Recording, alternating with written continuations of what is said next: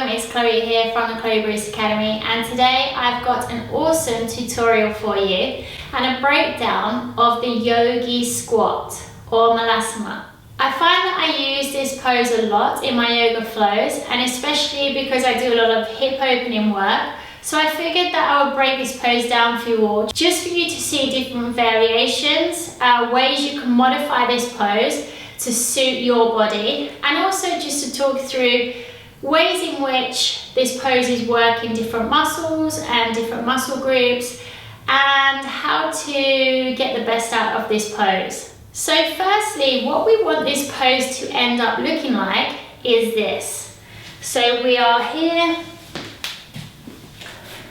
feet flat on the floor, dipping our hips through, feet pointed on the angle, knees following, and then push the knees out with the arms, nice straight back, and hips dipped through. Now, let's break the pose down into different variations and modifications if you're not quite there yet. So first off, I'm just going to show you through seated what this pose is doing and why we do it. So first off, having the foot flat on the floor and not coming up on the toes, it really improves the range of movement within your ankle joint. So as you can see, the knees should be stacked over the top of the foot, and it's really improving the range of motion within your ankle. Second, we're going to work on lengthening inner thigh here by opening up through the hips like so. We're also doing an external rotation with the hip. So the external rotation is here because we're rotating the legs outwards. Okay, so that's the external rotation through the hips. And then the other muscle that we're really working and lengthening is the glutes, the lower back all the way through to that hamstring. Okay, and we achieve this by this deep position here. And that's really lengthening through the back body. Now, if you're not quite there yet, I've got a few different modifications for you that you can adapt to. So firstly, I'd love for you to grab some blocks or bricks. That would be great because they are going to involve those. So, first one is a block. Now, if you're in class, you should always get given a set of blocks or bricks, or you can go and help yourself to them. And I advise you to, because if you're in the middle of a flow, you might not get the chance to grab them whilst you're mid-flow. So if you're asked to come down into this position from standing, you'll be up like so. Leave your feet around hip width apart, slightly wider. Again, like I said, turn the feet on the angle to 45 degrees. And then as you come down into this position, just put a block or a brick underneath your bum here, like so, and then you can work the same position.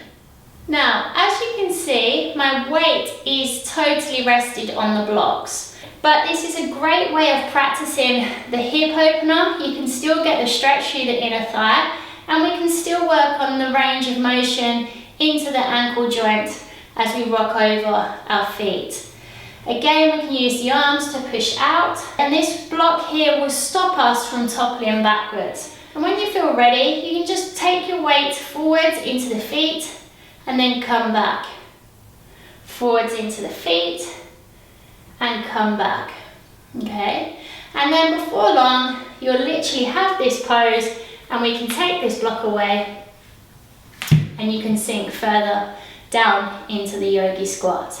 Another modification for this pose is to use the flatter brick or block, place that behind us, and we're going to use this to support the feet.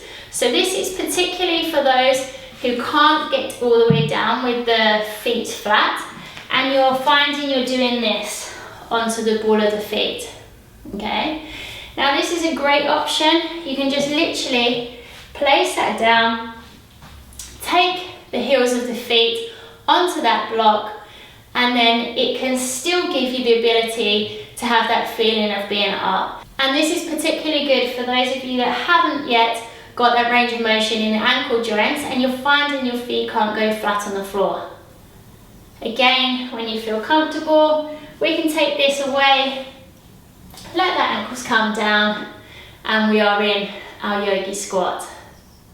One last modification I would love to show you is just by using your hands.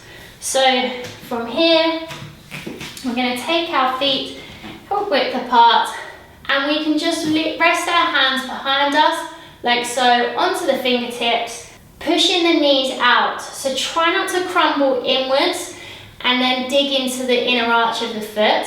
We want to really dig onto the outer edge, the knife edge of the feet. Hold the legs out, which will require that little bit more strength. Push the knees out, but here we have the perfect position. We've just got our weight tilted a little too far back. Then when you're ready, you can distribute the weight more evenly, forward and back. Just rest a hand either side, and then maybe both hands forward, and when you're ready, come back up into your Yogi Squat. So I hope you found those variations and modifications helpful. Do remember, everybody's anatomy is completely different. Everyone's hips are completely different, and if you're not there yet, you will be soon. So take these modifications and practice them, and if you're in class and you don't have time to pick up a block or a brick, just use the hand techniques to balance correctly, come up on your toes if you need to, and then work your way into this pose. I hope you enjoyed this mini tutorial. Take care guys, and I'll catch you next time. Goodbye.